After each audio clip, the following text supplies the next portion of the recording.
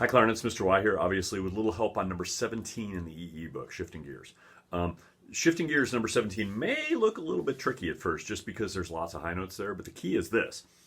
17 is actually all high notes for the clarinet, which is, believe it or not, a little easier because the hard part about clarinet is not so much the high notes as it is shifting back and forth between the high notes and low notes. And since you don't have any low notes in this one, it actually works out pretty well. Couple things about it. First of all, you'll notice the first line, the first four measures, is all piano, really quiet, and staccato, so nice short notes with a lot of space in between.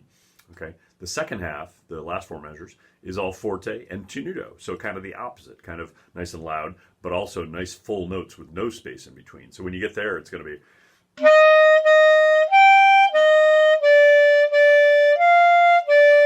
nice connected kind of notes, that kind of way. Okay, starting out right at the beginning, you can see you've got that high C there. Now remember, for high C, you've got your thumb key down, plus all six big fingers, plus either the bottom center pinky key on your right hand, you can use that one if you want, or the golf club key on your left hand.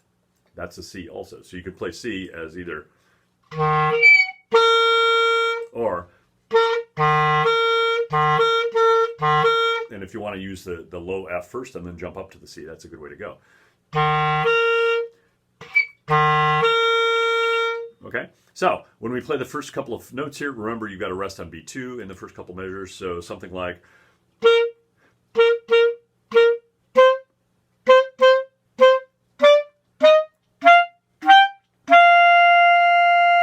so actually the first line is pretty easy in terms of fingers because you're just picking up one finger at a time. If you start with your right hand C, in fact, you're just going C, and then D, and then E, and then F, and then G, and then A. So it's just picking up one finger at a time, which is actually pretty easy.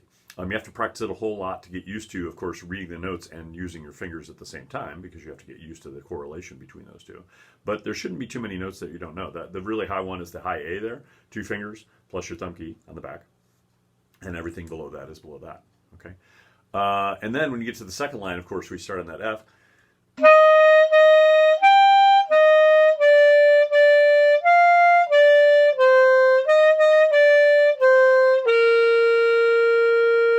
And it ends in that low C again.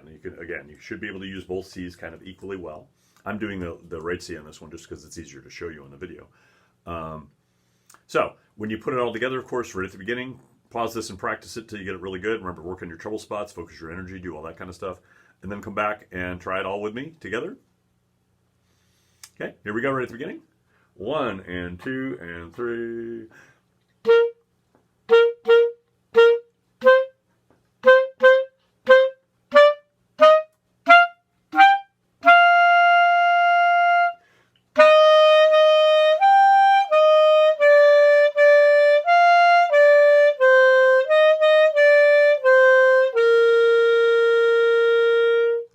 And remember, the key to those high notes is really to keep your chin nice and flat, to keep your lips nice and strong, blow a lot of air, of course, do all that kind of stuff.